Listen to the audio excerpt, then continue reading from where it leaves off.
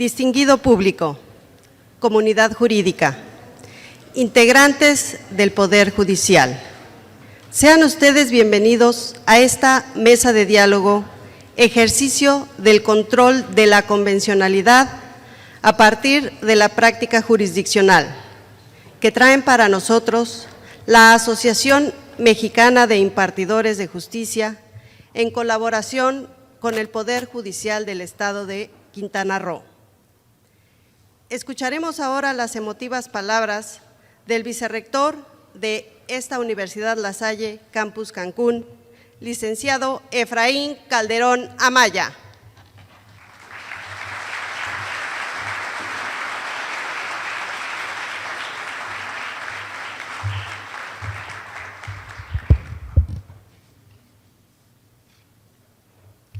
Muy buenas tardes. A nombre de nuestro rector, el doctor Fernando Mainou Cervantes, y de toda la comunidad lasallista, queremos dar la más cordial bienvenida, en especial al ministro Jorge Mario Pardo Rebolledo, presidente de la primera sala de la Suprema Corte de Justicia de la Nación. Bienvenido. Gracias.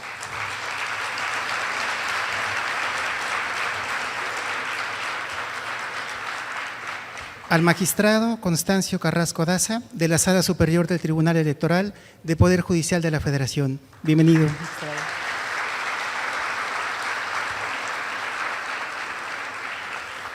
Al magistrado Fidel Gabriel Villanueva Rivero, presidente del Tribunal Superior de Justicia y presidente de la Judicatura del Poder Judicial del Estado de Quintana Roo. Bienvenido, magistrado.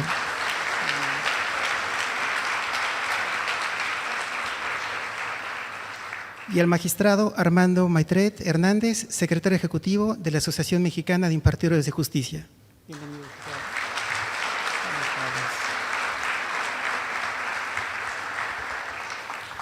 A los invitados, catedráticos y alumnos que esta tarde nos acompañan en esta su casa, la Universidad La Salle Cancún. Es un orgullo para nuestra universidad ser sede de esta mesa de diálogo que lleva por tema el ejercicio del control de convencionalidad a partir de la práctica jurisdiccional, organizado por el Tribunal Superior de Justicia del Estado a través de su Escuela Judicial en coordinación con la Asociación Mexicana de Impartidores de Justicia, dentro del cierre de actividades presenciales de la segunda generación del curso de control de la convencionalidad impulsado por la Suprema Corte de Justicia de la Nación. La Universidad de La Salle Cancún agradece la invitación para que los alumnos de Derecho estén presentes en este importante evento, ya que de esta forma nuestra institución cumple con su ideario de otorgar prioridad a la formación integral del estudiante universitario, convencida de que a través de sus egresados es como podrá contribuir eficazmente a la transformación de la sociedad. Así, su empeño se traduce en la realización plena de la persona humana, mediante la atención cuidadosa de todas y cada una de sus dimensiones. La Universidad La Salle aspira a ser una fuerza viva, capaz de contribuir a la orientación de nuestra sociedad. Se esmera en preservar, difundir y acrecentar el patrimonio cultural de nuestra patria y de la humanidad entera. Se muestra atenta a las necesidades y exigencias de una sociedad en la que son indispensables muchos cambios para instaurar en ella una mayor justicia y lograr la paz. Impulsa dentro y fuera de sus muros el genuino espíritu comunitario, soluciona el doble escollo del individualismo egoísta y estéril y del colectivismo despersonalizado. A través de ello, pretende que los universitarios alcancen su cabal estatura, dedicándose a propósitos comunes para superar sus intereses individuales y ejercer su libertad en la comunidad de ideales y de acción. La realidad socioeconómica, política, cultural y espiritual de nuestro país es un constante llamado al servicio. La Universidad La Salle, convencida de la responsabilidad y compromiso de quienes tienen el privilegio de realizar estudios universitarios, concibe la profesión como servicio a nuestros conciudadanos menos favorecidos. Les deseamos el mayor de los éxitos en esta mesa de diálogo y estamos seguros que los resultados de esos trabajos serán en beneficio de nuestra ciudad, nuestro estado y nuestro país. Bienvenidos y muchas gracias.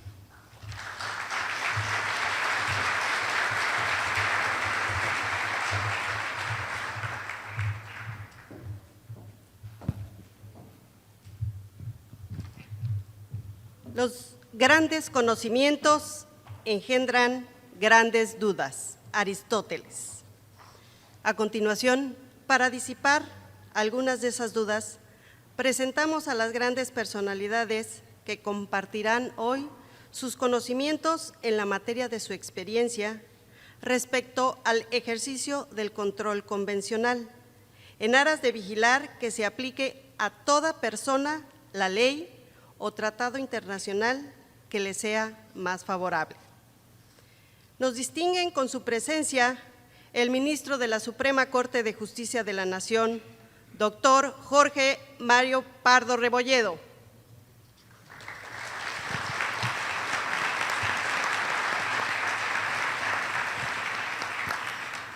Nos complace saludar al magistrado de la Sala Superior del Tribunal Electoral del Poder Judicial Federal, maestro Constancio Carrasco Daza.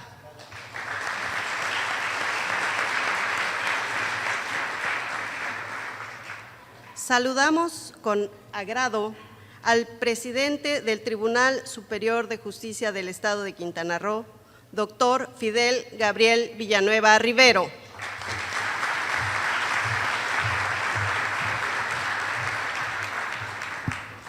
Sin más preámbulo, cedo los micrófonos al moderador de esta mesa de diálogo, magistrado regional del Tribunal Electoral del Poder Judicial de la Federación, maestro Armando Maitet Hernández.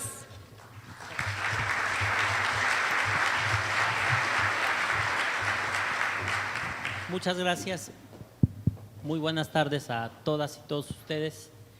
Agradezco cumplidamente a la Universidad La Salle, en su sede de Cancún, al Tribunal Superior de Justicia del Estado de Quintana Roo, que sean sede y anfitriones de este evento, que solo contextualizo en un par de minutos. La Suprema Corte de Justicia de la Nación, como parte de las actividades derivadas del caso de la resolución varios 912, que incorpora algunas obligaciones al Estado mexicano del caso Radilla Pacheco, estableció que era necesario difundir ante todos los impartidores de justicia los alcances que tenían estas nuevas obligaciones constitucionales en el control difuso de constitucionalidad y en el control de convencionalidad. Y se diseñó un curso virtual, pero que también tenía un respaldo presencial en prácticamente 10 meses. Estamos concluyendo con esta actividad la segunda generación y por tanto la conclusión de todo el curso. Es un curso, insisto, cuyo objetivo era despertar el interés y sensibilizar a los impartidores de justicia en estas nuevas obligaciones. A lo largo de 10 meses, quienes han participado de manera virtual en el curso han adquirido una serie de herramientas que les permitirán desarrollar de mejor manera sus actividades. Y agradezco de verdad todo el apoyo, señor ministro Pardo, que ha dado a la Asociación Mexicana de Impartidores de Justicia como representante de la Suprema Corte de Justicia de la Nación. Sin su apoyo, este curso y el funcionamiento mismo de la asociación quizá hubiera sido todavía más difícil. Señor magistrado Constancio Carrasco, de verdad para nosotros es un placer que haya aceptado asistir a esta mesa de diálogo, porque reconocemos en usted y en el ámbito electoral, que es a lo que en los últimos años se ha dedicado, un gran impulsor de la materia de control de convencionalidad. Y a nuestro buen amigo magistrado Fidel Villanueva, siempre que lo buscamos y le pedimos apoyo para la realización de nuestras actividades, hemos encontrado respaldo. Gracias a los tres por participar en esta mesa, que, como ya nos hizo favor de anunciar nuestra presentadora, tiene que ver con el intercambio de experiencias, el diálogo en estas nuevas obligaciones y en esta materia. Y creímos en la Asociación Mexicana de Impartidores de Justicia que era muy importante escuchar a los protagonistas que operan con este nuevo modelo, desde la Suprema Corte de Justicia de la Nación como un referente y con un liderazgo natural, desde la Sala Superior del Tribunal Electoral como igual un referente, pero también con un grado de especialidad y una dinámica impresionante. Y también la visión de los tribunales locales, cómo han adoptado este nuevo modelo. Y sin más, pues yo les daré el uso de la voz a ustedes para que se pueda dialogar en torno a las experiencias. Si les parece bien, hago en 2 minutos una breve presentación de cada uno de ustedes, porque son personajes que todo mundo los conoce y les reconoce toda su experiencia y trayectoria. El magistrado Fidel Villanueva Rivero es egresado de la Universidad de las Américas en Puebla, ha sido abogado postulante, agente del Ministerio Público, juez penal de primera instancia del Distrito Judicial de Cozumel, lo cual, y desde ese cargo siempre ha crecido al interior del Poder Judicial del Estado hasta ocupar en este momento la presidencia del Tribunal Superior de Justicia del Poder Judicial del Estado, profesor de Derecho Penal y un experto también en la materia de control de convencionalidad. El señor magistrado Constancio Carrasco Daza es licenciado en Derecho y Ciencias Sociales por la Universidad Autónoma Benito Juárez de Oaxaca y tiene el grado de maestro. Es magistrado de circuito, ha sido consejero de la Judicatura Federal, juez de distrito, actualmente es magistrado de la Sala Superior del Tribunal Electoral del Poder Judicial de la Federación, experiencia que comparte también como docente en la División de Estudios de Posgrado de nuestra Facultad de Derecho de la UNAM y en la Facultad de Derecho y Ciencias Sociales de su alma mater. Tiene diversas publicaciones en revistas especializadas sobre temas de derecho constitucional, control de constitucionalidad y por supuesto en temas electorales.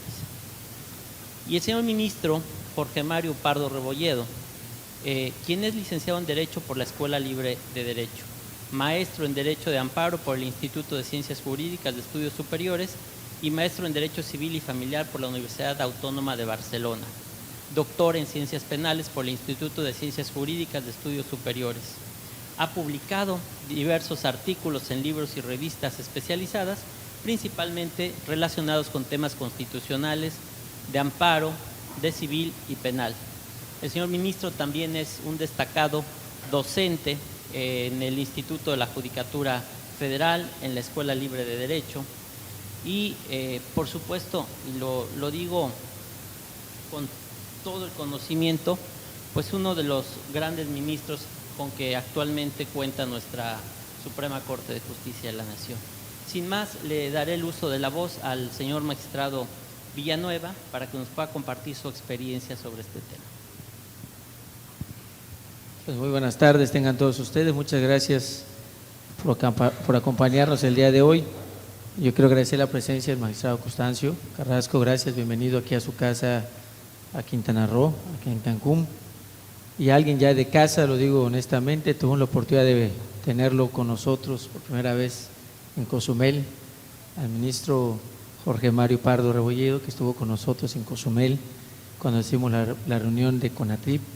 Luego estuvimos aquí en la Semana Jurídica, dando el Día del Juzgador aquí en Cancún, y ahora está de nuevo con nosotros. La verdad, comparto lo que dijo aquí mi amigo el magistrado Maitret, un ministro muy movido, ha dado mucha apertura a la Corte, se ha acercado muchísimo a los estados, algo que muy pocas veces se ve, que un ministro tenga esta particularidad de compartir con nosotros sus conocimientos y acercarse sobre todo a la gente, a los docentes, a los juzgadores y también a los litigantes. La verdad sí agradezco, señor ministro, y reconozco lo que dijo el maestro Maitret, igual lo comparto. Yo creo que muy pocas veces tenemos la oportunidad de compartir con un ministro las experiencias, y espero no quedarme muy chico al lado de lo que ustedes van a compartir.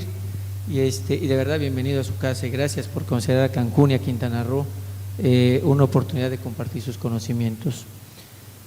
Esta charla, cuando tengo la oportunidad de trabajar con el magistrado Maitret, tiene una razón de ser, de compartir casos de éxitos o qué hemos hecho en control de convencionalidad.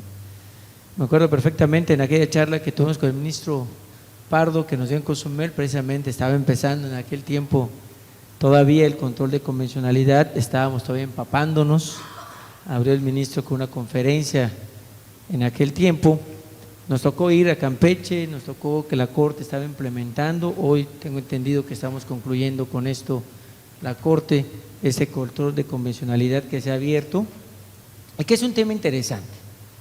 Ustedes han de decir, no vengo a hablarles porque creo ya lo conocen, hace 2, 3 años pues no sabíamos hacia dónde iba el control de convencionalidad, pero yo creo que ya todos sabemos qué es el caso Radilla, todo lo que es el control difuso, no vengo a hablar de ese tema.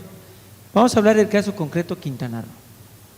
Y permítame hacer una referencia precisamente a este caso. En el año 2000, tengo la oportunidad de acudir a Michoacán como juez en aquel tiempo. Y en una mesa final estaba el actual presidente del tribunal, Juan Antonio Magaña La Mora, era el presidente de la Asociación de Jueces y hoy actualmente es el magistrado presidente de Michoacán.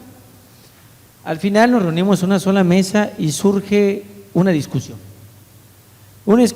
donde un juez mercantil, si no me equivoco, precisamente de Oaxaca, eso no se me olvida, un joven juez, el ciudadano magistrado es de allá de Oaxaca, se plantea un tema, el impulso procesal, el término procesal. ¿Qué hacer? ¿Qué tiene que hacer un juez? Y la verdad en la discusión se planteaba en aquel tiempo, en el 2000 estamos hablando, no había ni control de convencionalidad, no se hablaba absolutamente nada del caso que dio origen aquí en México, el control de convencionalidad en caso de la Suprema Corte, pero se tocaba un tema interesante. ¿Qué pasaba si alguien presentaba unas pruebas y el juez no lo continuaba? Tenía que esperar a que vengan las partes a pedir otra vez que se cite de nuevo, si se presentan unas pruebas, una audiencia, que se vuelva a citar si una parte no venía. El juez esperaba a que vengan las partes, a volver a solicitar, a que se vuelva a citar a la persona y se asienta ahí para cuándo era la nueva audiencia. Estamos hablando del 2000.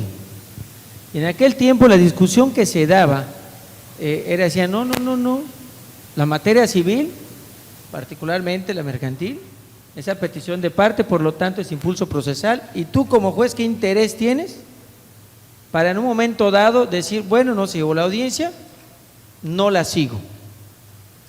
En aquel tiempo la discusión fue bastante interesante, si no mal recuerdo, la mayor parte de los jueces votaron que no, que el juez no debe de continuar la audiencia por sí solo, porque el impulso procesal lo dan las partes.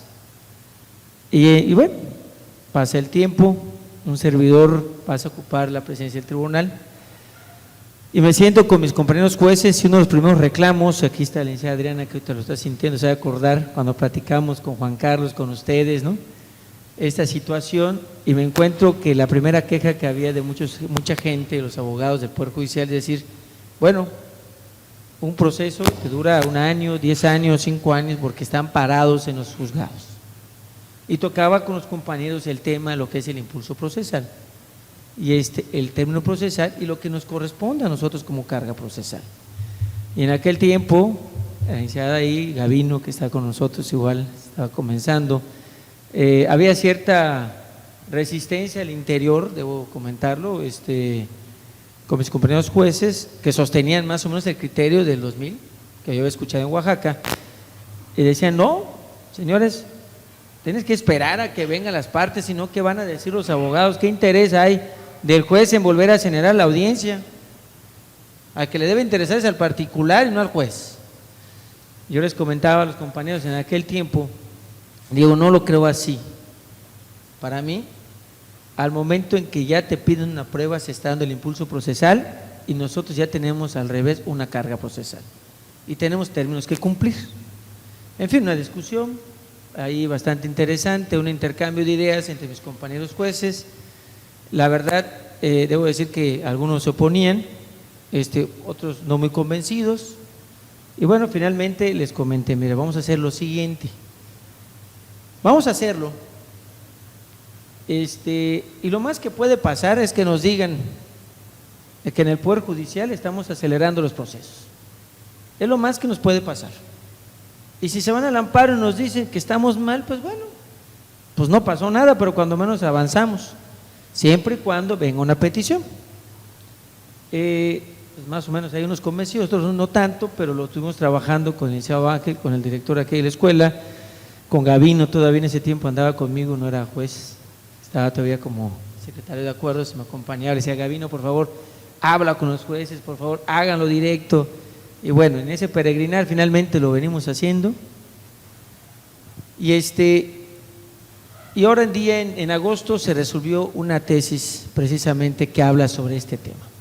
Y antes de entrar al tema en particular, quiero comentar algunos conceptos que vamos a tocar y que lo resuelve precisamente, en este caso, el Poder Judicial Federal. Y si me voy a permitir nada más para un recordatorio, ¿qué es el impulso procesal? Antes de entrar al análisis de la tesis, que aplica precisamente en Quintana Roo.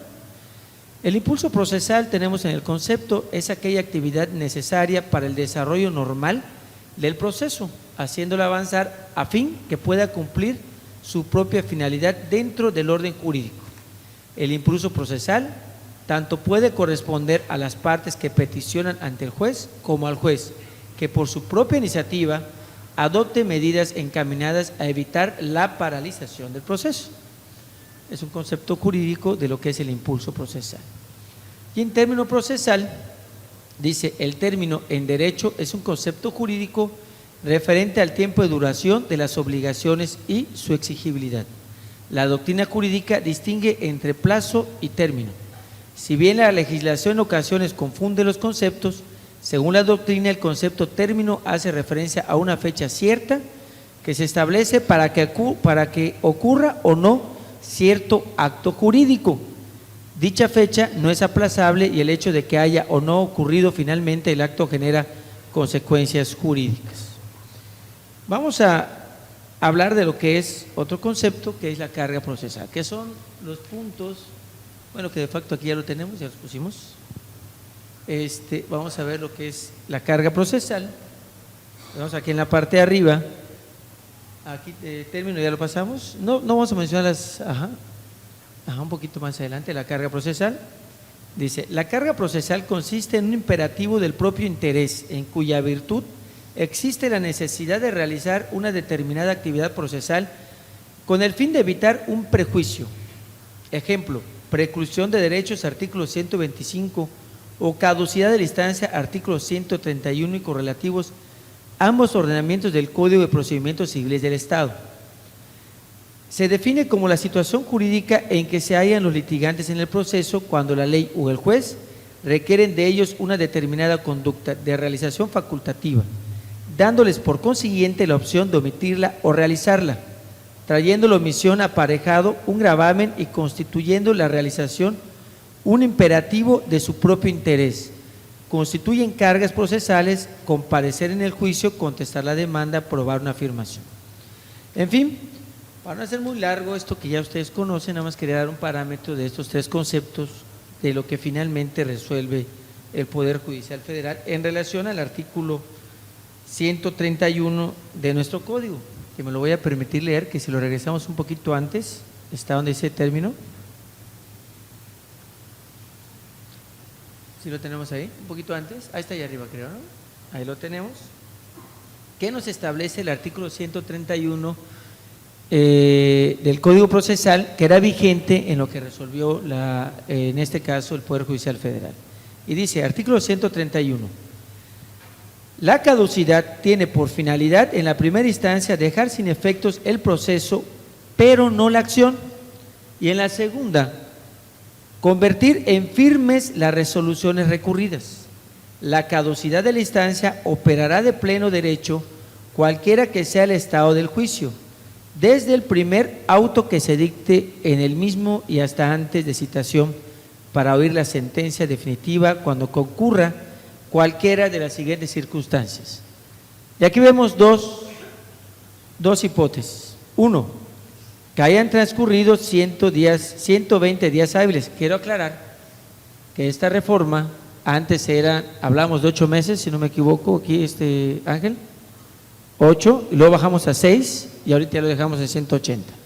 Y ahorita vamos a meternos un poquitito de lo que hemos tenido que trabajar para que el proceso sea más rápido y cumplir y vulnerar cada día menos los derechos humanos, que es lo que pues, finalmente el Poder Judicial resolvió. Y el segundo es que no hubiera promoción, y aquí viene el problema de que era el impulso procesal y la carga procesal. Que no hubiera promoción de cualquiera de las partes, dando el impulso al procedimiento para su trámite, solicitando la continuación para la conclusión del mismo. ¿Qué tenemos en este caso? Algunos compañeros en ese tiempo resolvíamos, y no recuerdo si algún abogado lo habrá, está acá el que haya promovido ese amparo, pues bueno, creo que ha de conocer mejor que yo la resolución, pero bueno, por aquí la resolución. Bueno, entonces vamos a pasar ahora a ver qué resolvió la Corte en relación a este punto.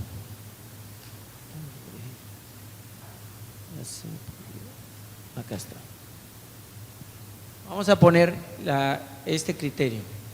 Curiosamente, para agosto, déjenme comentarles una anécdota. Habla la doctora Mónica y me dice: híjoles, presidente, nos acaban de resolver algo en Quintana Roo sobre el artículo 131 de la caducidad. Y yo todo espantado dije: híjoles, se me hace que no tenía la razón lo que platicamos con los jueces, y tenían razón los compañeros jueces, ¿no?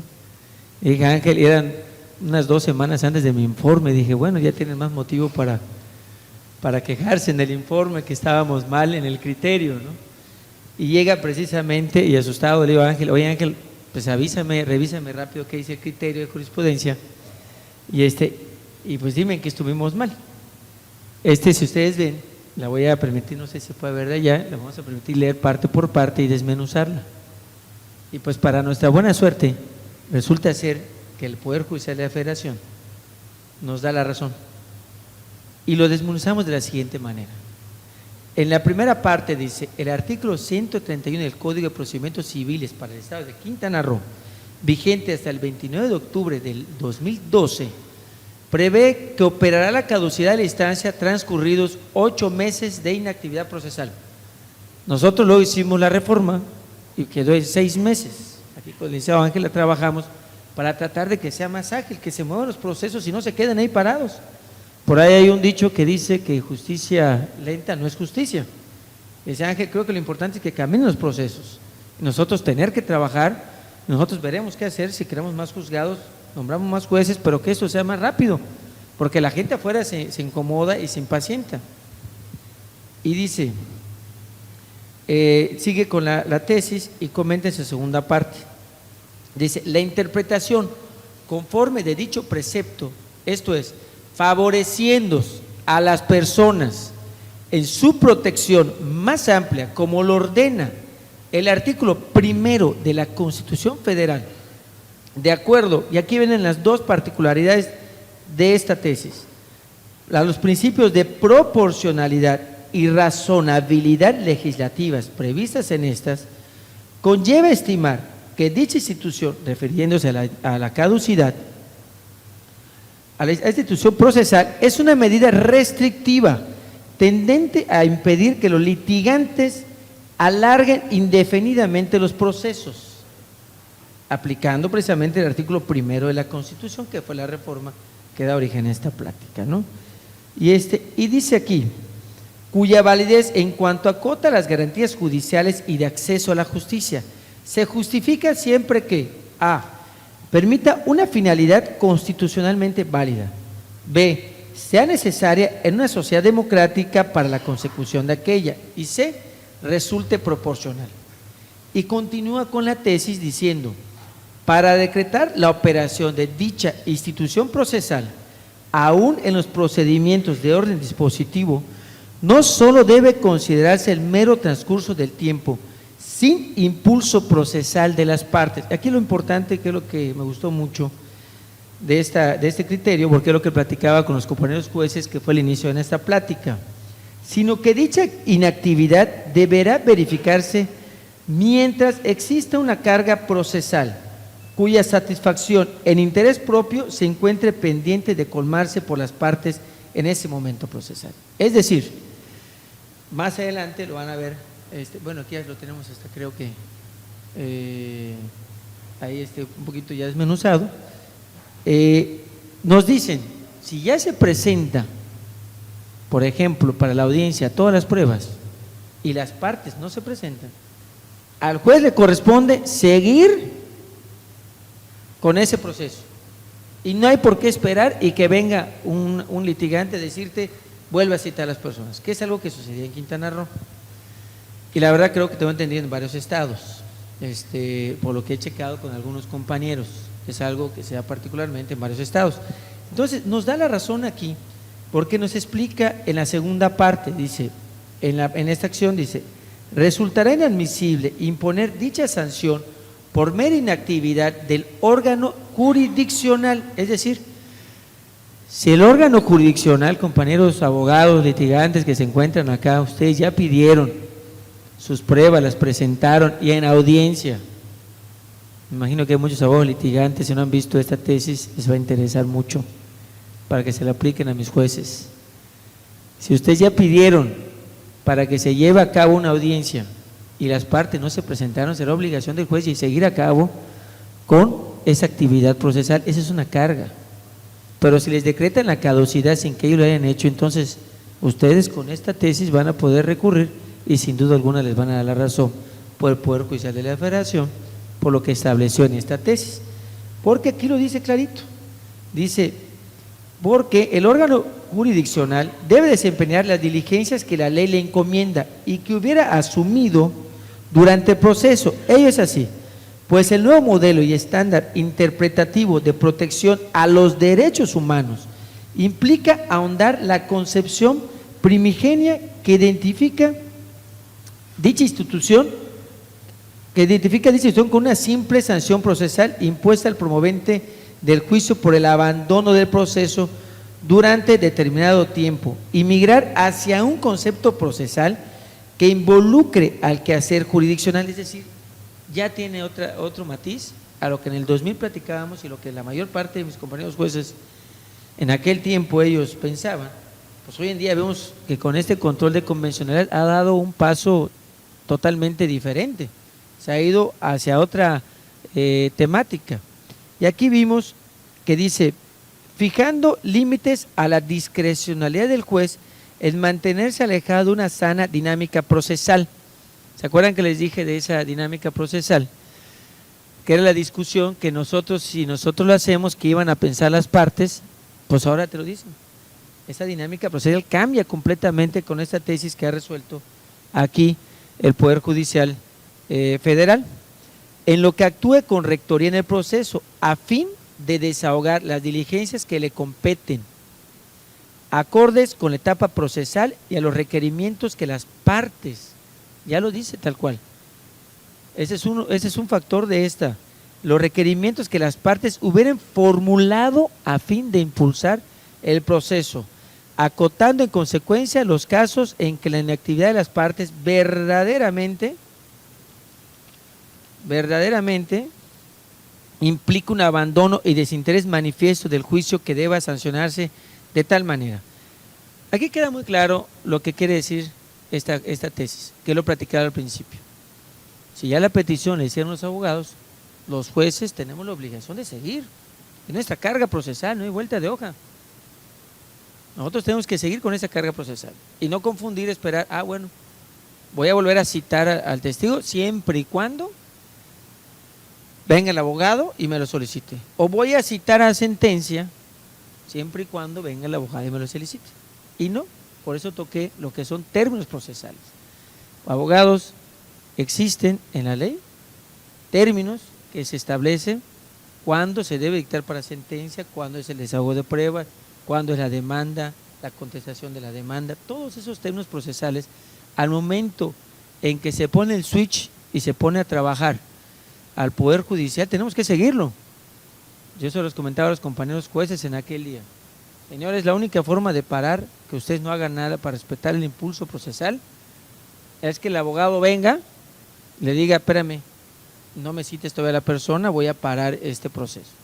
Entonces sí, cuando vengan a quejarse del Poder Judicial, vamos a decir, aquí está la prueba de que no fue del Poder Judicial, sino fue el abogado o la parte que lo haya solicitado.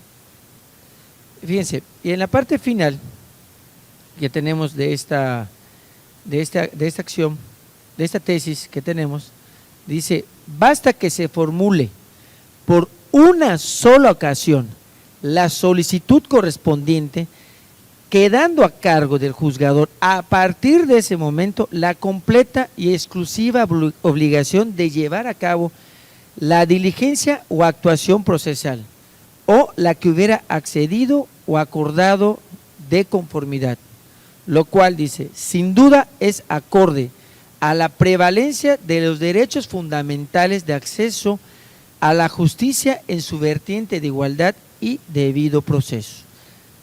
Y en la parte final, nada más me permití señalar que dice lo siguiente: la finalidad constitucional válida y permitida por la Constitución y la Convención Americana sobre Derechos Humanos, en el sentido de que no haya litigios prolongados pendientes por tiempo indefinido. Su operancia debe acotarse al lapso que exista omisión de las partes de cumplir con sus cargas procesales y no puede imponerse por la mera inactividad del juzgador, ya que por sí sola la inactividad del órgano jurisdiccional resulta insuficiente para que se decrete la caducidad. ¿Queda claro? Sin duda alguna, que este es el mejor ejemplo que nos ha pasado, al menos en lo que a mí respecta. Tenemos varias ahí que nos ha aplicado de Betty, de la usura. Por lo particular, platicaba hoy en la mañana con el maestro Maitret de la dinámica. Le digo, mira, me gustó mucho lo que resolvió el Poder Judicial Federal, porque aquí los compañeros jueces, cuando tuvimos la primera plática, no me dejarán mentir, que a esto lo platicamos muchas veces, el criterio de cómo lo pensaban ellos, y es normal. Cuando entramos en una dinámica totalmente diferente, cuando el control de convencionalidad no era tan imperativo, donde incluso hoy en día el control difuso ya les toca a ustedes jueces, los menciono a ustedes porque hoy les toca hacer función jurisdiccional, a un servidor nos tocará muy pronto, junto con el magistrado Antonio León, de poder declarar inaplicable una norma. Siempre debemos prevalecer lo que es los derechos humanos, mirar hacia ese lado.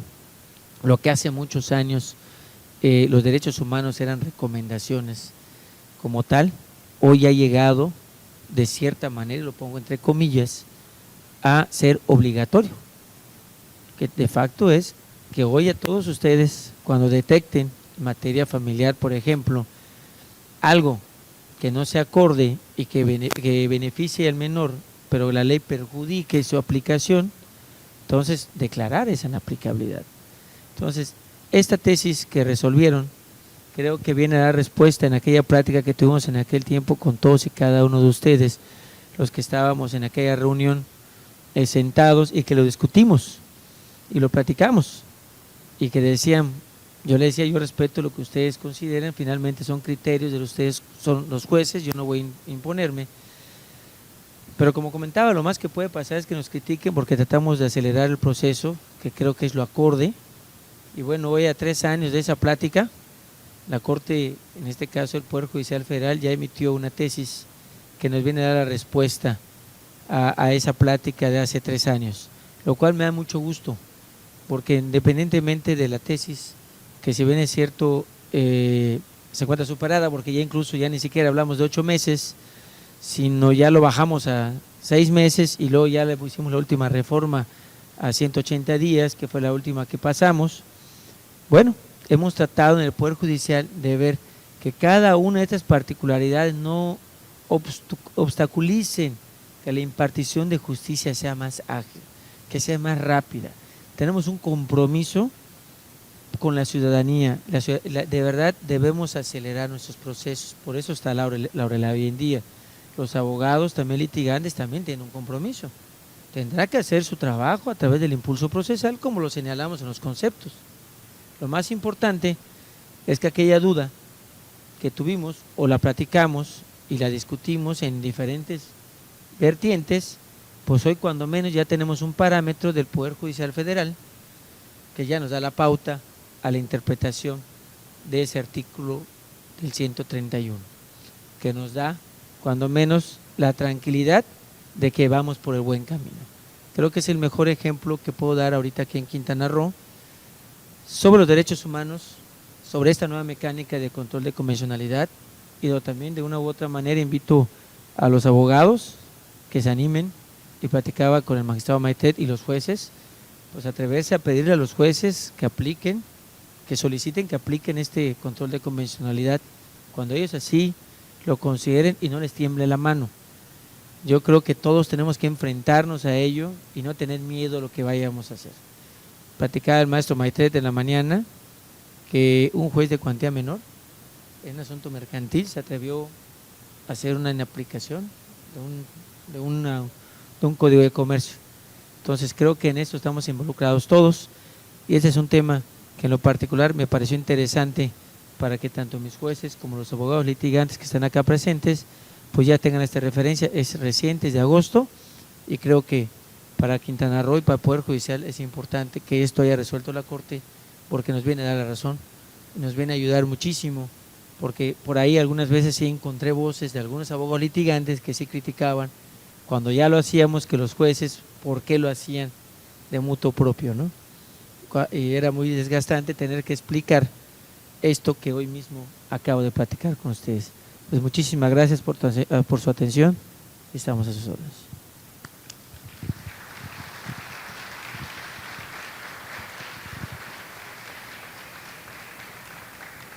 Muchas gracias, magistrado Villanueva.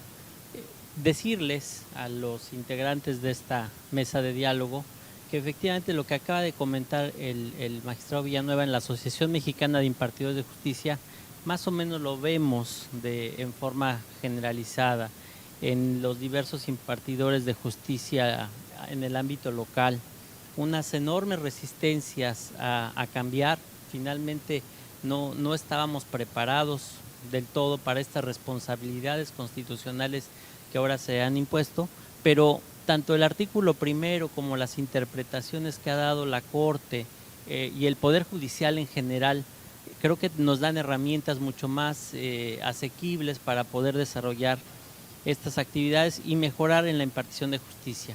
El ejemplo que nos planteó el magistrado Fidel Villanueva creo que abona en el siguiente aspecto: una interpretación distinta de una norma legal que establece una cierta carga para las partes, visto a la luz del nuevo artículo primero en relación con la Convención Americana, puede traer como consecuencia un mejor y más fácil acceso a la justicia. Y me decía el magistrado, no lo comentó desafortunadamente, pero sus indicadores, porque el Poder Judicial del Estado de Quintana Roo tiene indicadores muy claros de desempeño, ha permitido un criterio como esto bajar considerablemente los plazos para la emisión de las sentencias, lo cual creo que contribuye como una buena práctica de política judicial a facilitarle a los justiciables este acceso y, insisto, basta una interpretación de algo que parecía una regla pues que a todos los abogados les pasa o nos pasa como algo muy técnico, visto la luz, insisto, del nuevo modelo de defensa constitucional y de derechos y de promoción de derechos humanos en mejoras impresionantes.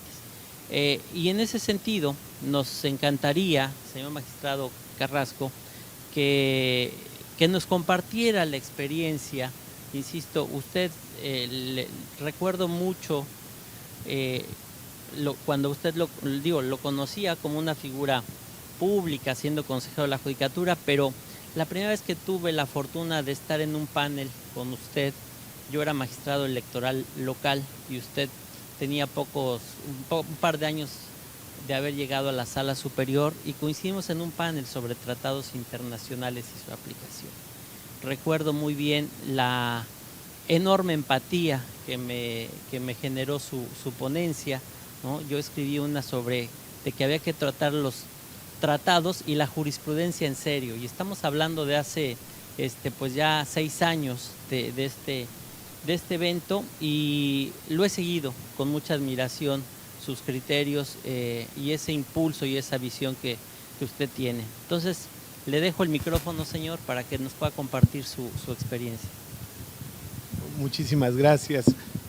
Muy buenas tardes a todos. Gracias.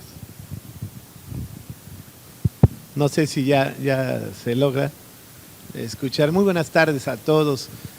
Permítanme dos libertades antes de iniciar. Si no me permiten estas libertades, de todos modos me las voy a tomar. Entonces más les vale que me las permitan.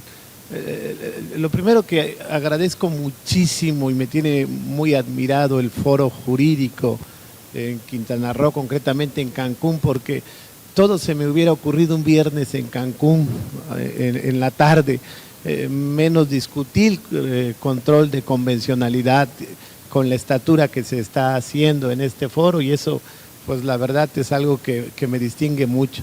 Yo no los quiero entretener mucho, solo les pido como segunda oportunidad que me tengan paciencia unos minutos para que podamos escuchar, de veras se los digo con mucha seriedad, el posicionamiento del ministro don Jorge Mario Pardo Rebolledo en la visión de convencionalidad que tiene en la Suprema Corte de Justicia, que es muy importante. En esa lógica, dos agradecimientos que se me hacen indispensables de manera muy seria. El primero a la Asociación Mexicana de Impartidores de Justicia, representado en esta sala precisamente por dos juzgadores federales que son influyentes en los temas de convencionalidad, al magistrado Maitret y al ministro Pardo Rebolledo. ¿Y por qué es fundamental el agradecimiento? En las épocas en que me formé en la Judicatura Federal, en mis inicios, no había un diálogo que encabezaran los jueces federales de frente a los litigantes y de frente a la sociedad. Es decir, lo que estamos aquí es haciendo rendición de cuentas y aprovechamos para hacer rendición de cuentas estos foros, y esto me parece sumamente importante, rendirles cuentas de nuestro trabajo jurisdiccional para que ustedes juzguen lo que estamos haciendo a partir de la judicatura. Y ahí está un mérito que yo reconozco mucho en el presidente del Tribunal Superior de Justicia del Estado de Quintana Roo, el magistrado Fidel Villanueva. Ahí está el mérito. Estos son ejercicios de rendición de cuentas. ¿Quién nos dijo que en el artículo 134 constitucional solo está la exigencia de rendición de cuentas para el manejo de recursos públicos en forma directa? No, la rendición es integral y exteriorizar estos temas se convierte en una gran oportunidad.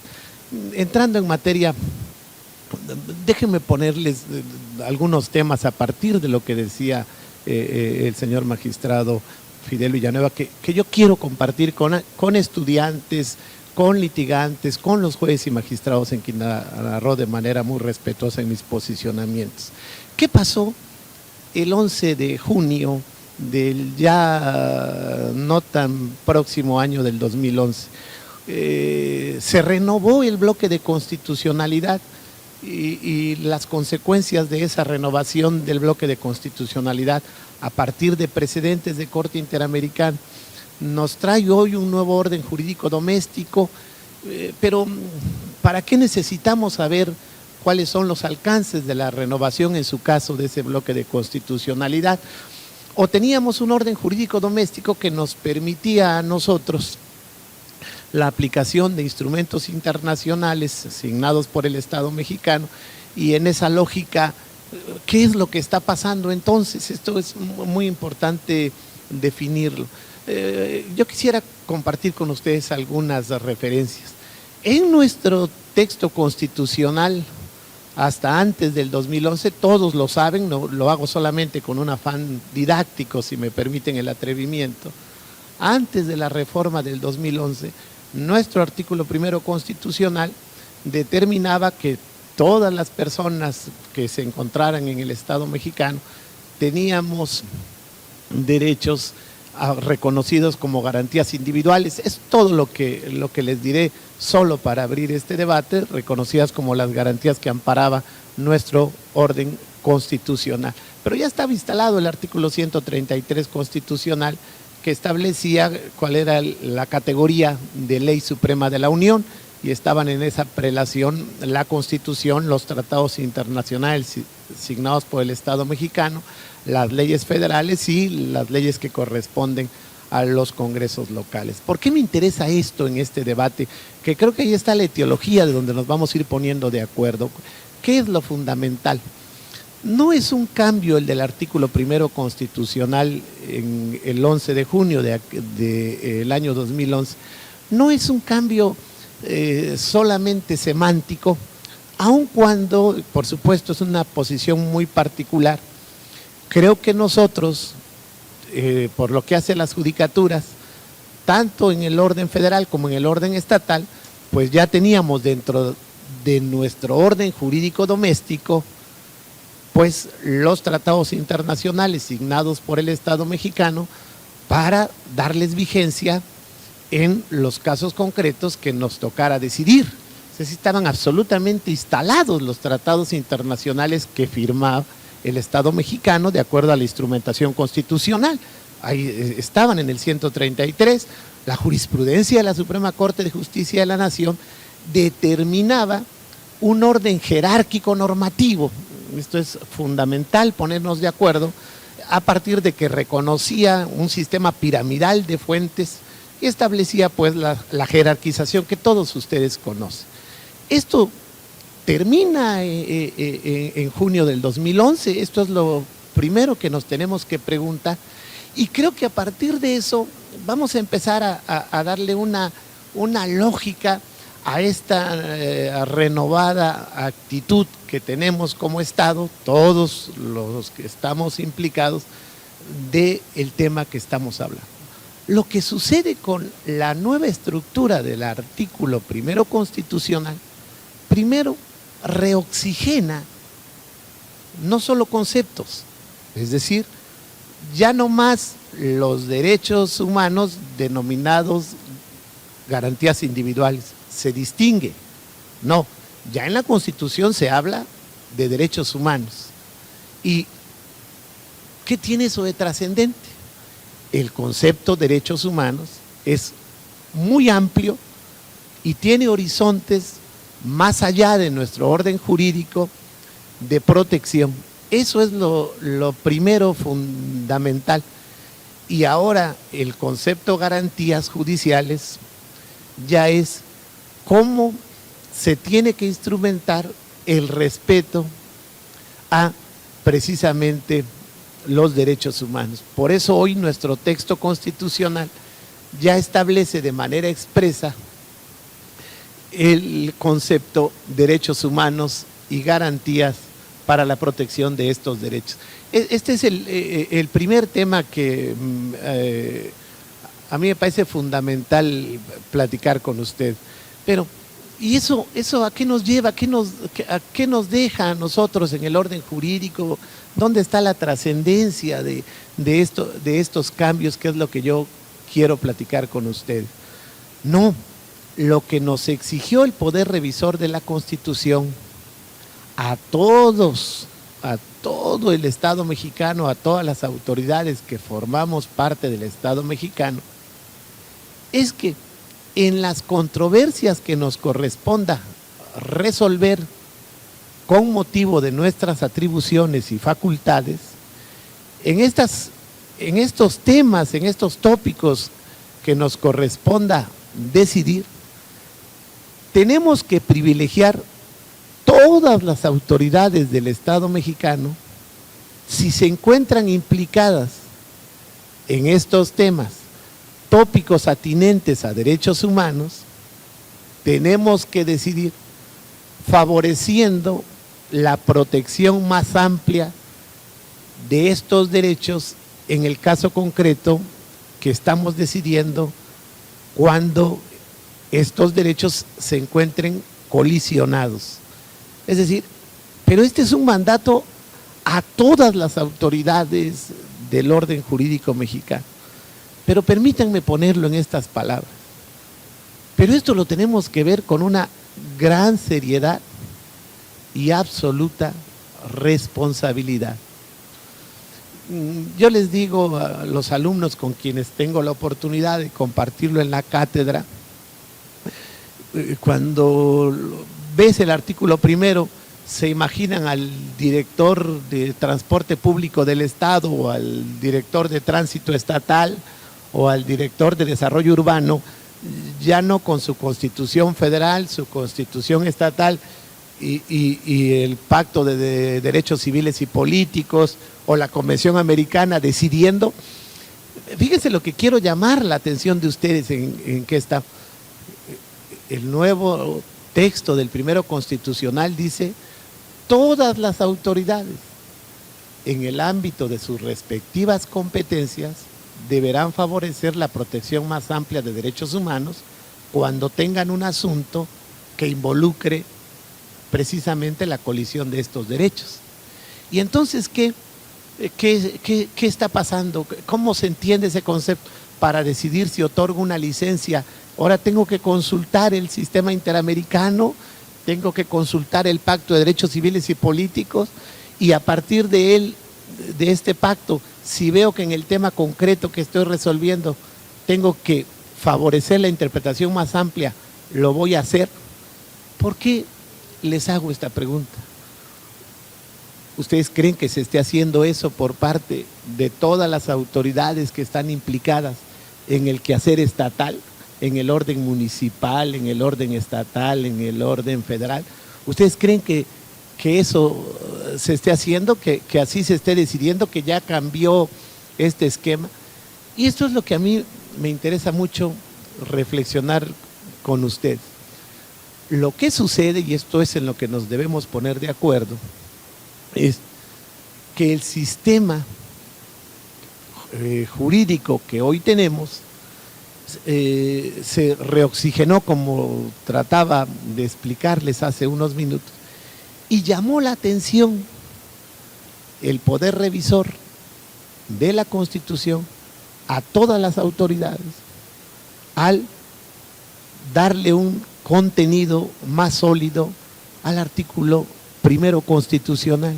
¿Qué es lo que sucede de manera objetiva y en su exacta dimensión con este precepto?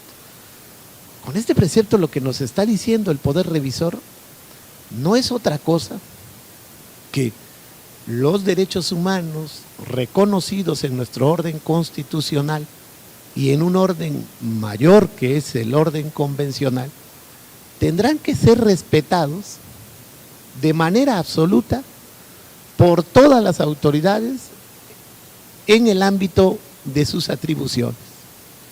Y siempre que se encuentren en peligro de ser restringidos de manera indebida esta clase de derechos, las autoridades deberán todas favorecer esa interpretación. Pero es un tema muy delicado. No le está diciendo a todas las autoridades. Imagínense el conjunto de autoridades municipales, estatales y federales que hay en nuestro orden jurídico. Necesitaríamos un censo.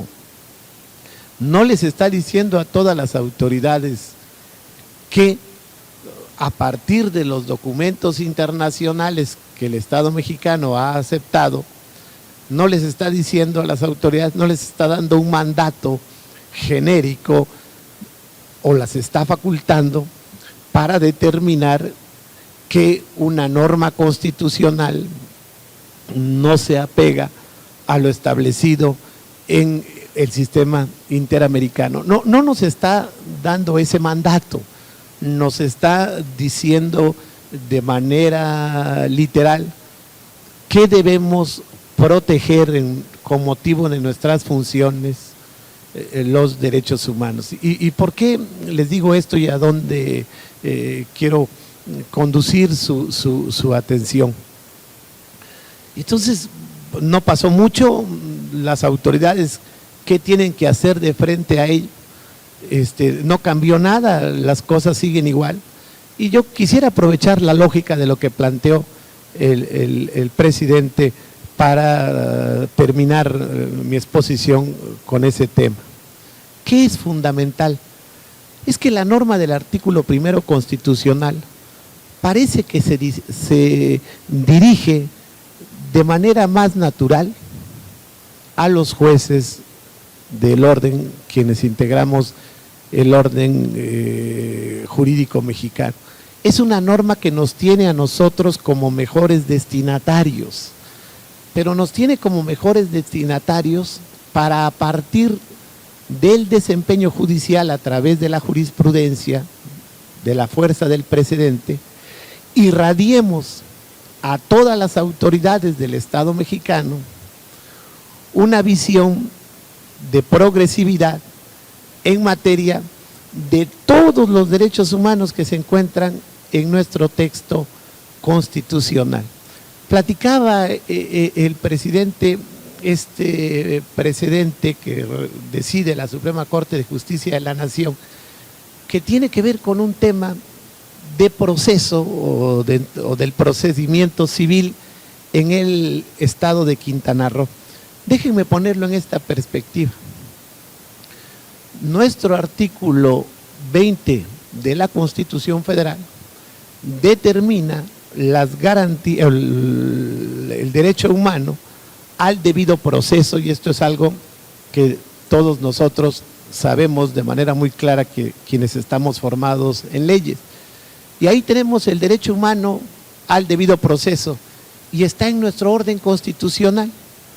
Necesitamos ir al sistema convencional, a la Convención Americana, para revisar si el debido proceso penal que se encuentra en México es progresivo de frente a las partes en el procedimiento penal, o es suficiente con nuestro debido proceso amparado en el artículo 20 constitucional. Y en esos casos, a mí sí me interesa mucho poner énfasis, es imprescindible que hoy los jueces, tanto estatales como federales, que llevan a cabo enjuiciamientos, revisen las normas procesales de sus códigos respectivos, que se hagan revisiones. ¿Para qué?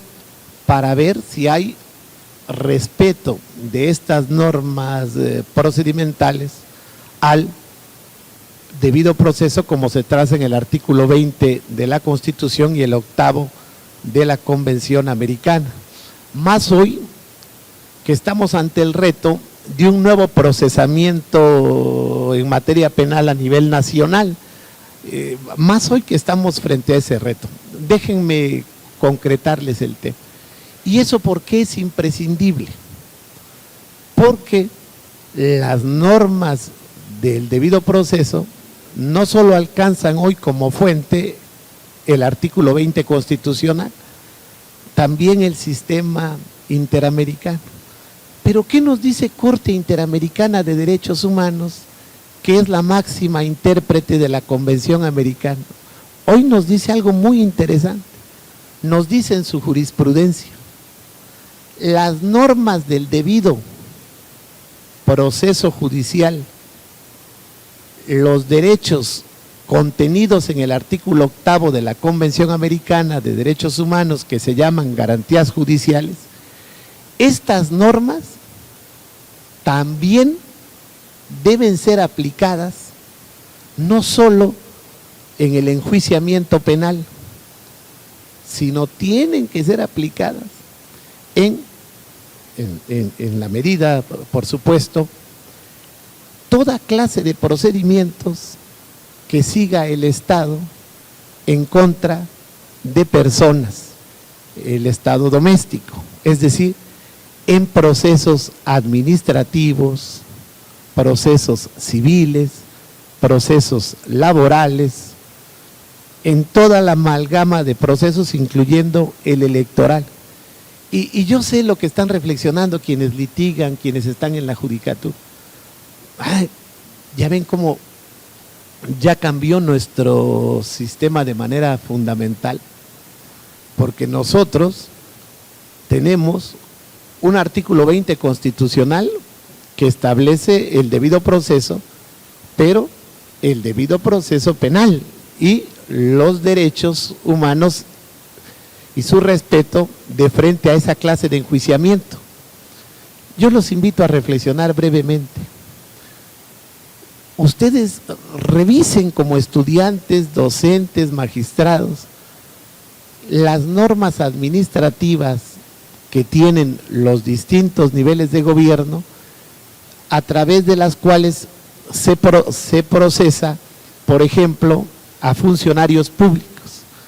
Es decir, revisen todas las normas administrativas que dan lugar a enjuiciamientos administrativos en contra de funcionarios públicos.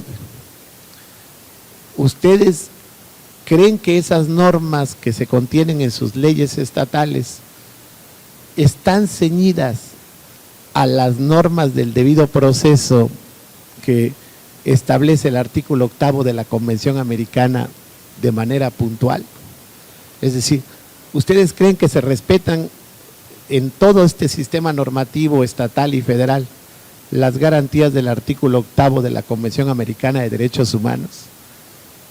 Y si no se respetan estas garantías del artículo 8º de la Convención en esos procedimientos administrativos que sigue el Estado contra los funcionarios públicos, contra los servidores públicos o contra otra clase de sujetos, personas físicas, personas morales en procedimientos administrativos, ¿qué tenemos hoy de reto frente a nuestro orden jurídico?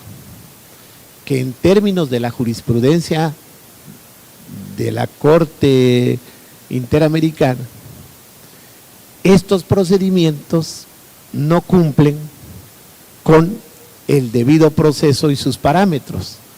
Y si no los cumplen, ¿quiénes son los que tienen que velar por ese cumplimiento? Y ahí es donde está la complejidad de este tema. Ya no hay hoy forma de que el enjuiciamiento civil, administrativo, laboral, electoral, ya no hay manera. No se tengan los parámetros que exige la jurisprudencia interamericana de respeto al debido proceso y por lo tanto al derecho humano a este. Ya no hay forma de que esto se pueda hacer en nuestro orden jurídico.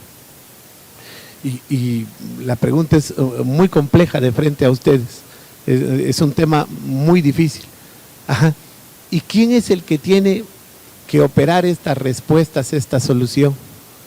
Pues en principio, con una reforma de tal calado en junio del 2011, en esta visión de progresividad, lo primero que debimos hacer es toda una adecuación de textos legales de nuestro orden jurídico estatal y federal en una visión de esta naturaleza. No es posible hoy que tenemos normas de enjuiciamiento administrativo que no correspondan o que no respeten las garantías judiciales del artículo 8º de la Convención Americana. Esto es primero una exigencia para los poderes legislativos, pero si estos enjuiciamientos en la ley no respetan estas garantías, ¿quiénes van a tener que, a partir de un nuevo bloque de constitucionalidad, hacerlas efectivas? Pues los jueces, los órganos administrativos a los que les corresponde llevar esta clase de procedimientos. Pero el tema, perdón la insistencia, es sumamente complejo. No es un tema que se resuelva de manera simple. ¿Y por qué lo pongo en esa lógica? Porque podemos distorsionar o no tener una visión muy acertada de lo que es una interpretación de progresividad, y en aras de proteger derechos humanos podemos desproteger otros derechos humanos, sobre todo dentro del enjuiciamiento que tiene como un principio rector la igualdad de las partes frente al proceso o la bilateralidad de las partes de frente al enjuiciamiento. Y esto es lo que tenemos que cuidar mucho. Ponía un ejemplo el presidente del tribunal, que yo tomaba nota de manera puntual de lo que nos hacía favor de explicar. Y lo primero que reflexiono con ustedes de manera importante es que lo que tenemos que ver es que en la aplicación que estamos haciendo de este nuevo bloque de constitucionalidad en los casos concretos, se guarde un equilibrio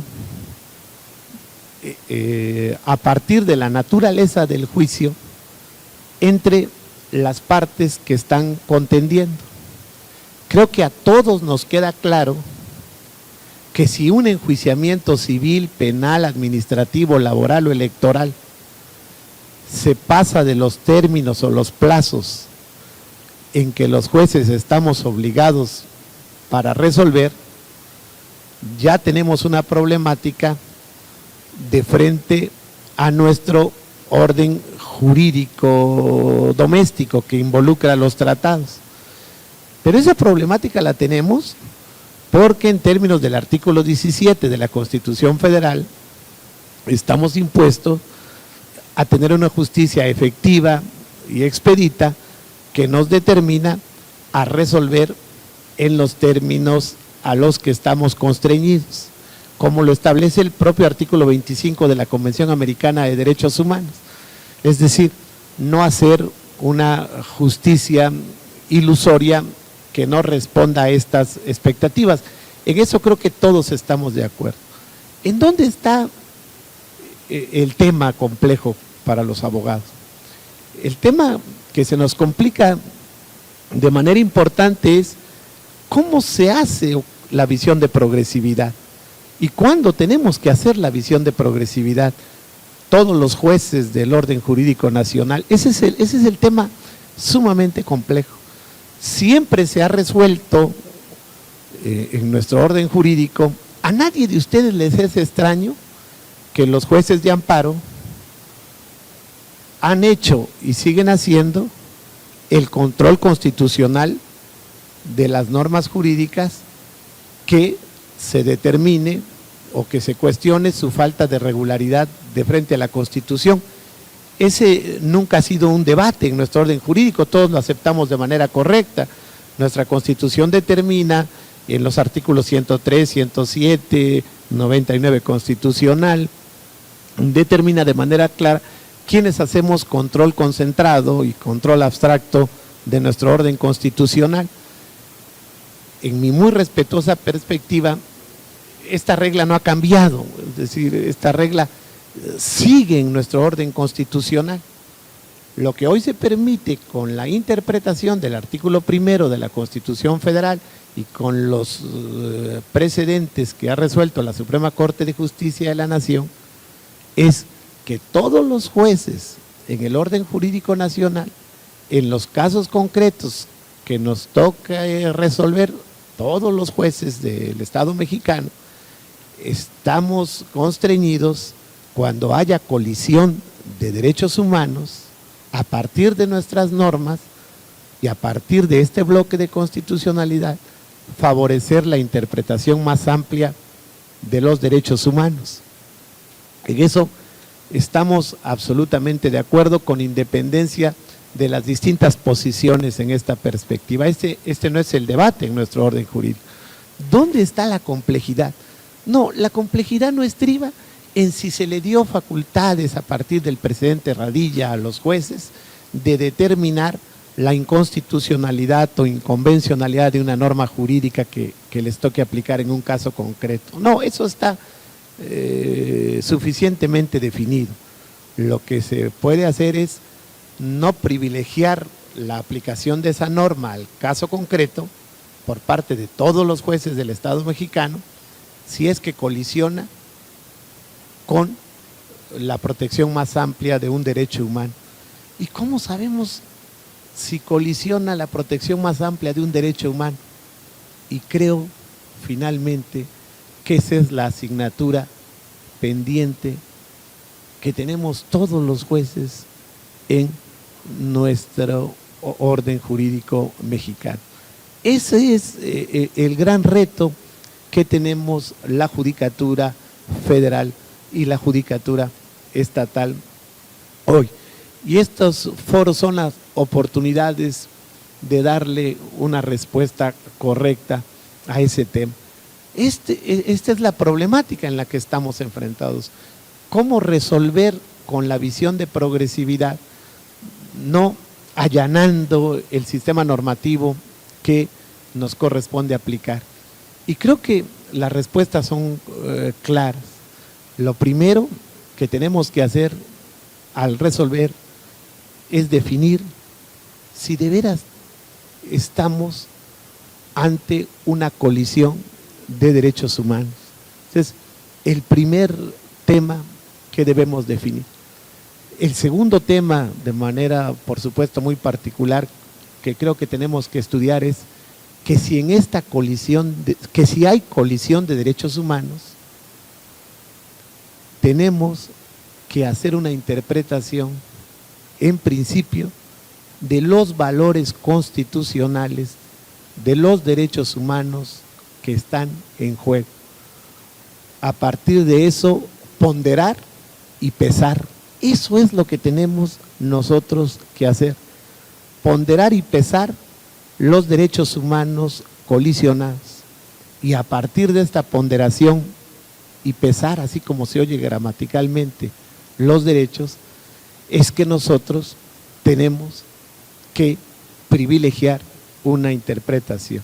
A mí me gustaría acabar haciendo un ejercicio con ustedes de esta ponderación y de esta expresión de pesar los valores constitucionales en juego. No es lo mismo, y ahí está la distinción, la ponderación de valores constitucionales y el peso en toda clase de derechos humanos. Por supuesto que tiene matices muy diferentes y particulares, que es algo en lo que nos debemos preocupar. Cuando se habla del derecho humano a la libertad de expresión, no es lo mismo su ponderación y su peso de frente al derecho humano, a la dignidad, al honor, a la honra y a la reputación de la persona contra la cual se está ejerciendo la libertad de expresión. No es lo mismo ese valor que cuando se habla de libertad de expresión y se habla de su abuso en un lenguaje que no llega a esta clase de perjuicio a valores constitucionales o derechos humanos como es dignidad, honor, en esta lógica. Es decir, si en el ejercicio de ver si una norma que estoy aplicando en materia de libertad de expresión, yo soy un juez muy progresivo y yo creo que la libertad de expresión en materia política es lo más importante que recibe un ciudadano para poder estar informado y poder orientar su voto por el candidato o el partido que mejor represente su pensamiento o sus ideas. Y entonces digo, como yo soy un juez muy progresista y hay una norma que determina que el ejercicio de la libertad de expresión no puede violentar la honra, la dignidad humana, pero como soy un juez muy progresista, digo, no, yo favorezco la interpretación del ejercicio de la libertad de expresión. Este es un ejemplo muy claro de si efectivamente estoy siendo un juez muy progresista en mi juicio de ponderación y en mi juicio de los pesos y contrapesos en la valoración. Así como es un derecho humano el derecho a expresar mis ideas de manera libre y de los ciudadanos recibir mis ideas, también es un derecho humano el derecho a cuidar la honra y la reputación, la dignidad humana de las personas. Y entonces, si yo en esta tribuna empiezo con cualquiera de ustedes aquí presentes a ofender su dignidad a partir de que en mi perspectiva a alguno le falta preparación o son insuficientes desde el punto de vista técnico o ustedes lo hacen conmigo y esto se tuviera que litigar con yo veo un estudiante o veo a un abogado y digo, es un abogado muy deficiente, le falta mucha capacidad como litigante, me parece que nada tiene que hacer en el litigio y debía dejarlo por sus insuficiencias. Y ahí estoy ejerciendo mi libertad de expresión en contra de un ciudadano, estoy manifestando una postura, una opinión, y lo ofendo porque digo que es verdaderamente, está verdaderamente limitado. Fíjense cómo ejerzo mi libertad de expresión de frente a un ciudadano. Sin duda alguna, estoy con este ejercicio de libertad de expresión consagrado en el orden constitucional y convencional, estoy afectando la honra y reputación de esa persona, de ese ciudadano. Y entonces yo tengo que, ¿qué tengo que hacer? Ponderar y valorar y pesar. Mi ejercicio de libertad de expresión en este juicio de valor está afectando la honra y reputación de un ciudadano y ya no puedo decir como juzgador, es que yo tengo una visión progresiva del derecho humano a la libertad de expresión y es fundamental que toda la sociedad sepa mi posición en frente de ese ciudadano.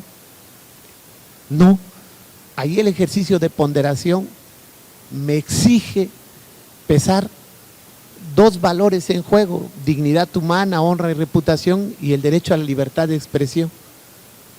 Pero cambia de manera importante, acentuada, si yo hago estos comentarios sobre la gestión de un funcionario público. Lo pongo así de claro. Cambia de manera muy importante si yo digo el expresidente municipal, el exgobernador del estado, el diputado federal, el señor juez del fuero común, son muy insuficientes o fueron muy insuficientes en su desempeño por estas y estas otras razones, y inclusive soy sarcástico y aumento mi grado de crítica de manera muy severa. Ahí el juicio de ponderación es distinto. ¿Y por qué? Pues también tienen honra, reputación, derecho humano a la dignidad, pero el juicio de valor cambia porque somos servidores públicos, y como servidores públicos debemos permitir un margen de tolerancia mayor de frente a la crítica que nos hace la sociedad. Es distinto el margen de tolerancia que debemos tener de frente a las críticas sociales, es decir, no es el mismo que del ciudadano común. Y entonces, en el juicio de ponderación, es válido que el nivel de crítica se acentúe y se haga agudo, y por qué no decir, verdaderamente muchas veces se radicalice. Es permitido en estos juicios de valoración. Pero ahí está lo complejo de ponderar valores.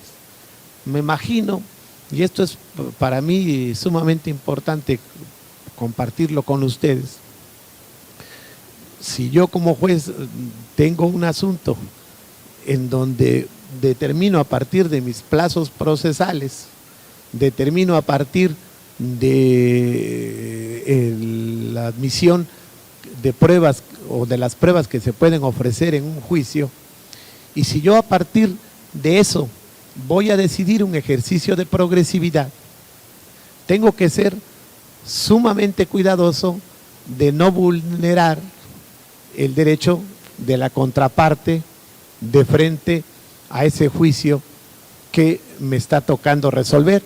Es decir, tengo que hacer esa ponderación cuando estoy ante intereses particulares, cuando los conflictos en juego son bienes privados. Es decir, nos está exigiendo una ponderación muy importante.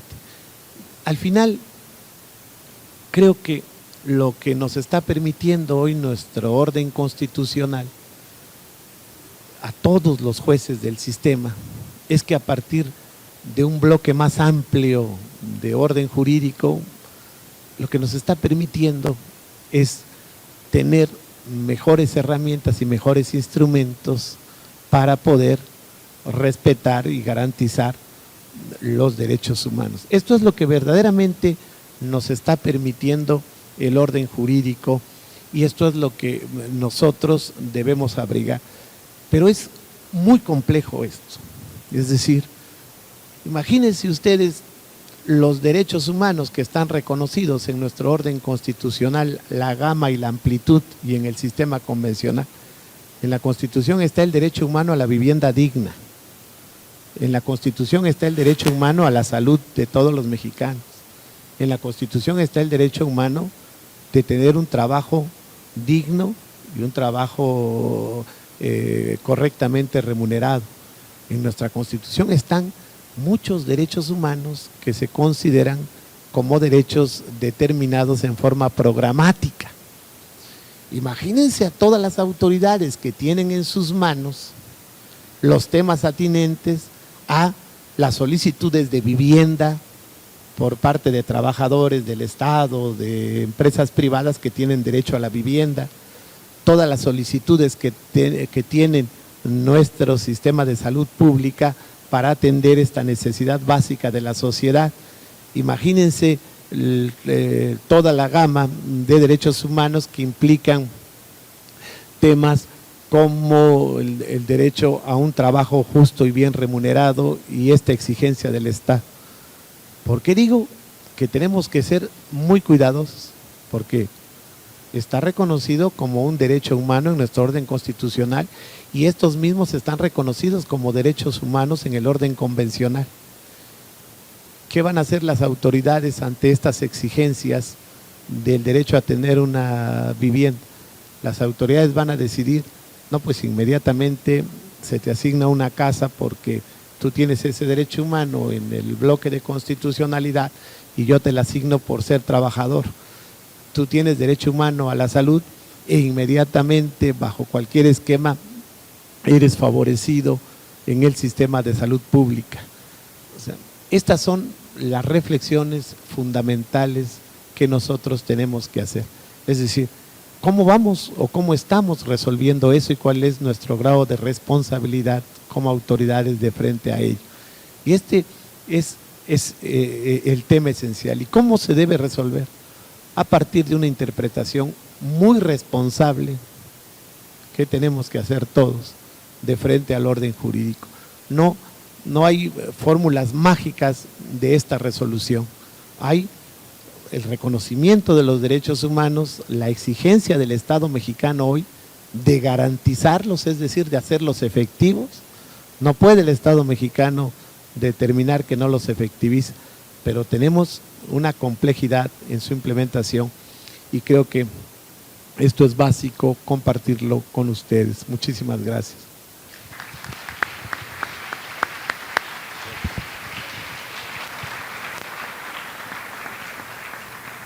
Muchísimas gracias, señor magistrado Carrasco, porque nos alerta de todos los cuidados que debemos tener en esta responsabilidad correlativa que nos ha conferido la Constitución cuando a los jueces nos otorga este enorme poder de decidir. Sería muy pretencioso y por supuesto fallaría en hacer un comentario en relación a todos los temas que usted nos ha puesto sobre la mesa, pero me parece que sí pone énfasis y nos llama a un estudio muy importante, no solo del material que debemos ahora conocer para hacer esta tarea, sino también a la técnica de ponderación y las dificultades a las que nos vamos a enfrentar. Y en esto, pues, por supuesto, en el ejemplo que nos aporta sobre libertad de expresión, yo creo que podremos desprender que a veces los contextos de los hechos en este ejercicio de ponderación nos vuelven más difíciles la tarea a los jueces. Muchas gracias, señor magistrado, otra vez. Y ahora cedo el uso de la voz al señor ministro Jorge Mario Pardo Rebolledo, quien, pues como de todos ustedes es conocido, el señor ministro pues ha construido con esta Suprema Corte de Justicia de la Nación herramientas que nos ayudan mucho en este nuevo paradigma constitucional. No es menor lo que estoy diciendo, porque en otros tiempos la Corte concentraba para el Poder Judicial para el Poder Judicial de la Federación esta importante función. Y hoy día, a partir de la Constitución, pero sobre todo de las interpretaciones que han hecho, han, déjeme decirlo así, cedido esa responsabilidad que antes concentraba el Poder Judicial de la Federación, particularmente en la inaplicación al caso concreto de una norma que pueda ser contraria a la Constitución o a la Convención. Esto habla de una visión sí progresista de una Suprema Corte de Justicia que tiene desde mi punto de vista la intención de proteger de manera más amplia los derechos de las personas. No hay necesidad, diría yo, de llegar a las instancias del Poder Judicial de la Federación a buscar la protección de los derechos, cuando desde la Constitución y a partir de las interpretaciones de la Corte se ha dotado al juez de primer contacto, al juez de primera instancia, esta facultad. Señor ministro, si nos hace usted favor de darnos sus reflexiones. Gracias. Muchas gracias, señor magistrado Maitret, señor magistrado Carrasco. Yo quisiera, en primer lugar, pedir autorización para ponerme de pie porque quisiera yo tener contacto visual con las últimas filas.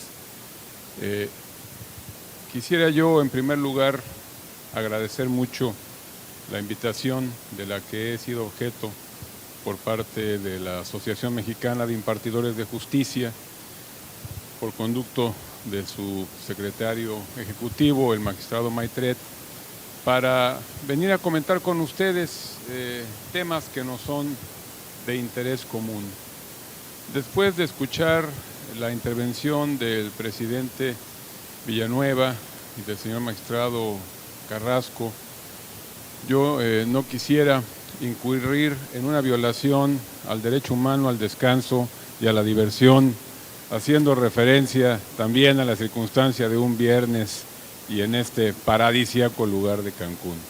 Así es que yo trataré en unos breves minutos de expresar a ustedes y compartir algunas ideas sobre el tema que nos congrega esta tarde.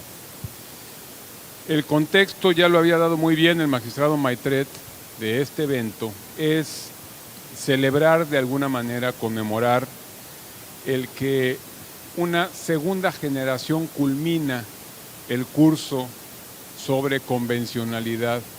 Este curso está organizado por la Asociación Mexicana de Impartidores de Justicia y está dirigido de manera esencial a impartidores de justicia, precisamente para que tengan contacto con estas nuevas herramientas y desde luego haya un intercambio de opiniones, un intercambio de puntos de vista, un intercambio de experiencias en relación con el uso de la convencionalidad. Permítanme ustedes la expresión.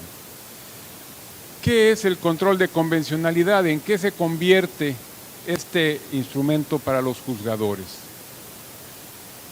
¿Qué implica? ¿Por qué el control de convencionalidad es algo tan importante y tan novedoso?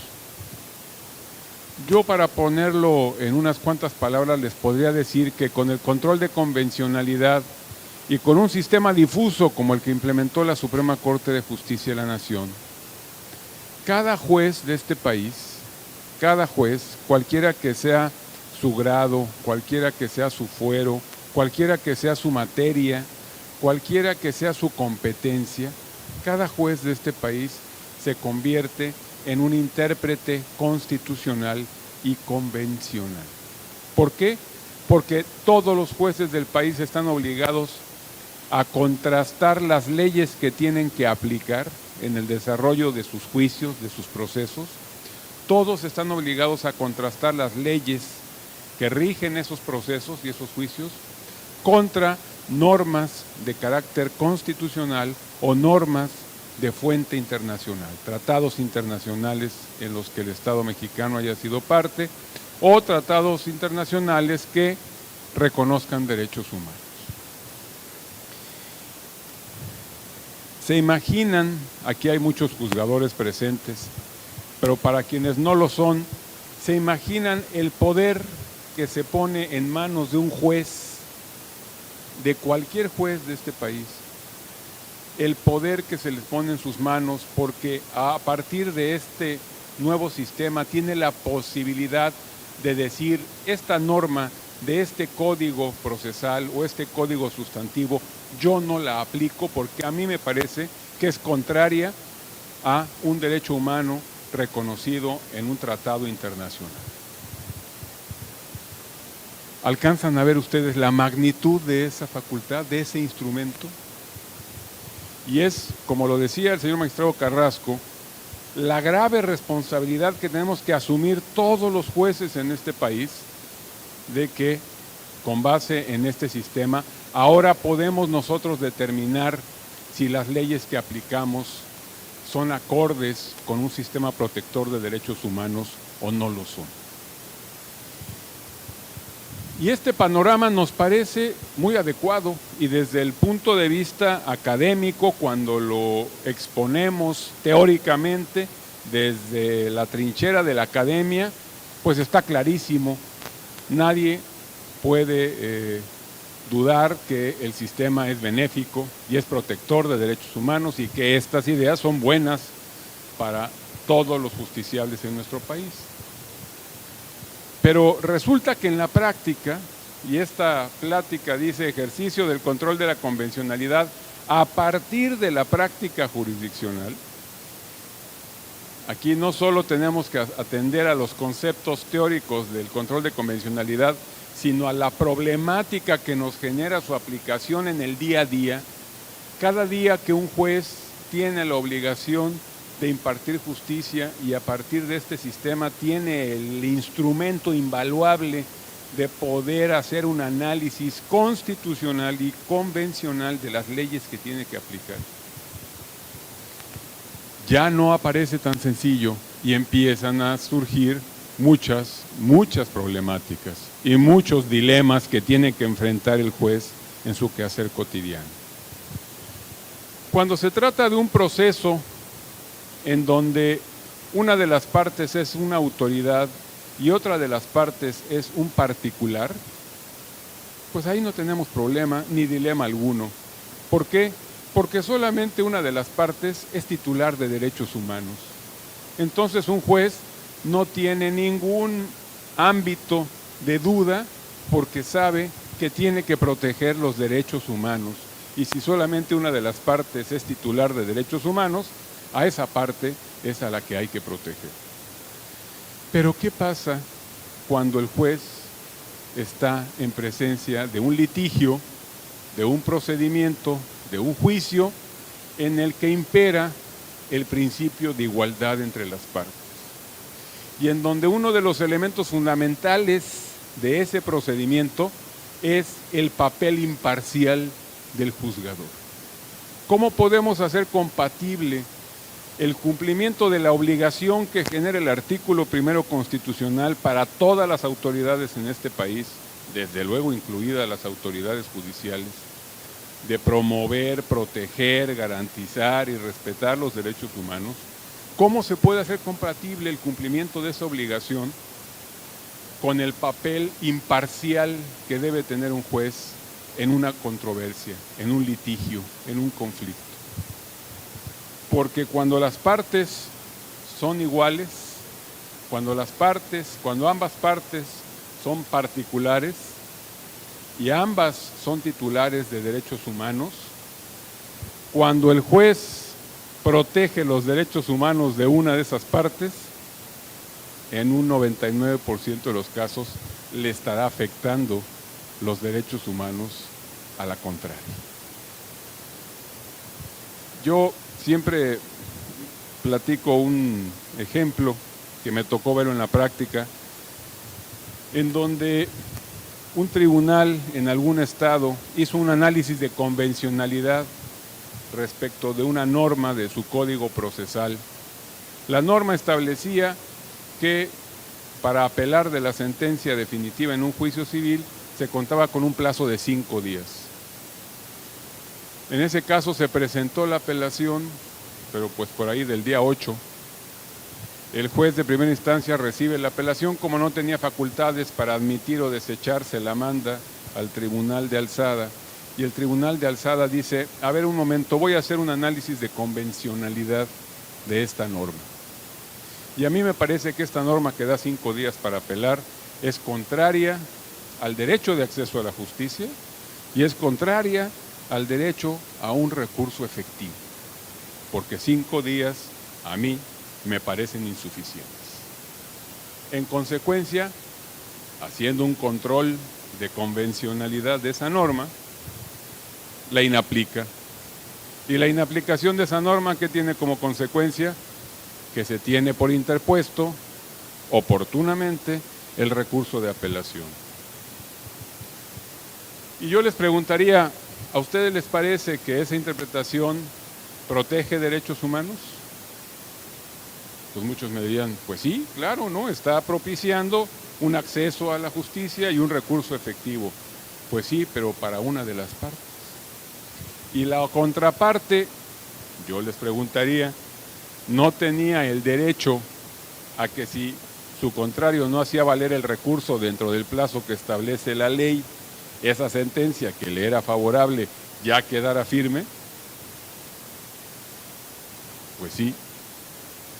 Entonces, aquí esta es la gran problemática que genera el uso de estas nuevas herramientas frente a la problemática de un juez en los asuntos que tiene que resolver cotidianamente. Y ya para terminar, ofrecí no ser muy extenso, yo les diría, ¿cuál ha sido la experiencia de este intercambio entre jueces dentro del ámbito de la AMIJ en el uso de estas nuevas herramientas?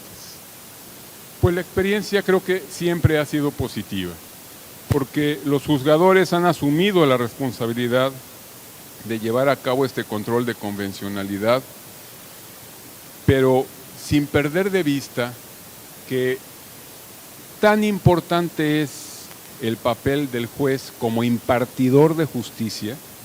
Fíjense lo que estoy diciendo, tan importante es esa función como otra fundamental del juez en la sociedad, que es generar seguridad jurídica. Si los jueces en el desempeño de su labor cotidiana no generan seguridad jurídica a la sociedad, no estamos cumpliendo a plenitud nuestra labor. Y si en cada caso concreto vamos cambiando de criterio y un caso lo resolvemos de una manera y el caso siguiente ya lo resolvemos de otra y al tercero se nos ocurrió algo más, en realidad ese juez no está contribuyendo a que la sociedad sienta que vive en un estado de seguridad jurídica. Así es que aquí los jueces también tenemos que hacer uso de una reflexión y una autocrítica, porque el uso de estas nuevas herramientas, el control de convencionalidad, si bien es un gran auxiliar de los impartidores de justicia, no puede convertirse en un elemento que sirva simplemente para, llamémoslo así, el lucimiento personal de algún juez.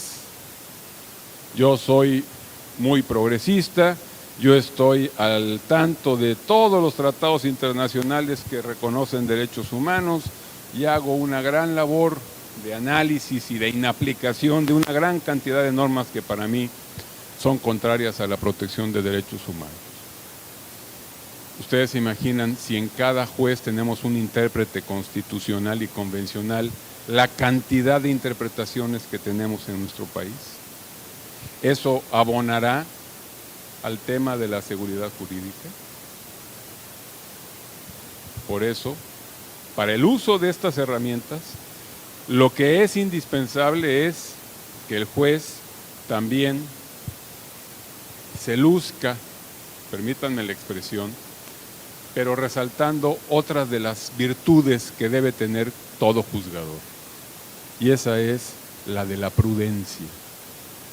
El juez debe ser prudente en su actuar y desde luego debe ser prudente en el uso de esta gran herramienta que nuestra Constitución y las interpretaciones que ha hecho la Suprema Corte de Justicia ahora ha puesto en las manos de todos y cada uno de los jueces en este país.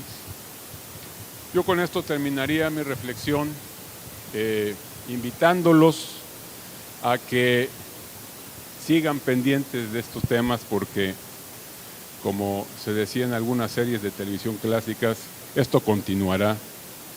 Y continuará porque el tema lo amerita y porque la trascendencia de la actividad jurisdiccional en este nuevo contexto de control difuso, tanto de Constitución como de tratados internacionales, exige que hoy más que nunca los jueces seamos transparentes y rindamos cuentas a la sociedad a la que servimos, porque también debemos dar cuenta y debemos hacernos responsables del uso de herramientas tan valiosas y tan importantes como este control de convencionalidad. Les agradezco mucho su atención y su paciencia. Muy buenas tardes.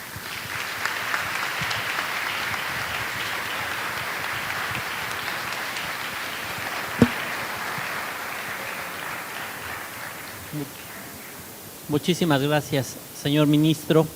Creo que yo no tengo absolutamente nada que comentar respecto a esta brillante exposición, porque me parece que usted nos alerta también con toda claridad de la responsabilidad, y solo señalar que efectivamente hay que leer con mucho cuidado lo que ha dicho la Corte, porque como jueces tendemos de inmediato a buscar la inaplicación cuando hay toda una serie de pasos y técnicas, y la inaplicación es el último paso cuando ya no es posible salvar la constitucionalidad o convencionalidad de la norma. Y también que la doctrina del control de convencionalidad ex oficio es explícita, y aquí creo que el caso de trabajadores del Perú, trabajadores del Congreso contra Perú de 2006 es muy clara. Hay que hacerlo y es obligación de los jueces hacer control de convencionalidad ex oficio, pero siempre en el ámbito de las atribuciones y en el respeto a las reglas procesales que existan en la ley. Es decir, no es una autorización a desbordarnos en esta atribución,